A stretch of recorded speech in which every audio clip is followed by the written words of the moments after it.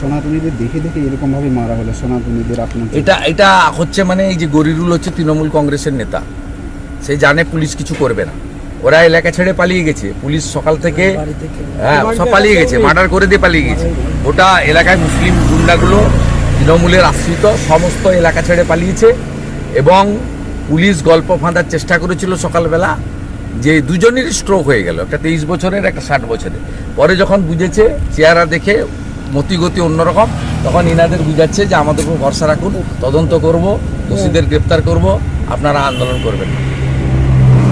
আন্দোলন তো আমরা করব, পরিবার সাথে থাকবে, হিন্দুরা আন্দোলন করবে।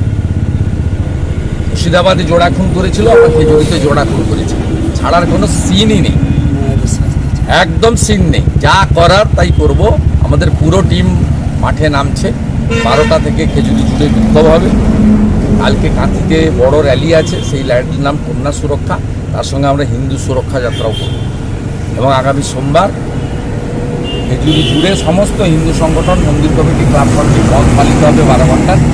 এবং আমি নিজে জনকা থেকে বিদ্যাপীঠ বন্ধের সমর্থনে মহামিছিলে নেতৃত্ব দেব। ছাড়ার কোনো জায়গা নেই, ধ্বজ নিয়ে আন্দোলন হবে, হিন্দু সুরক্ষা এবং হিন্দু স্বার্থে লড়াই হবে, কোনো কম্প্রোমাইজ নেই।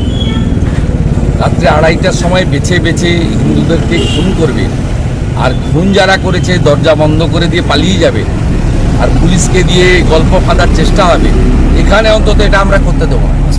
এটা ক্যানিং ভাঙড় নয়, যা খুশি করে নেবেন ডেকে নিয়েছে। এটা দক্ষিণ 24 পরগনা নয়, এটা পূর্ব মেদিনীপুর। এখানে হিন্দুরা জেতে, হিন্দুরা হারে না।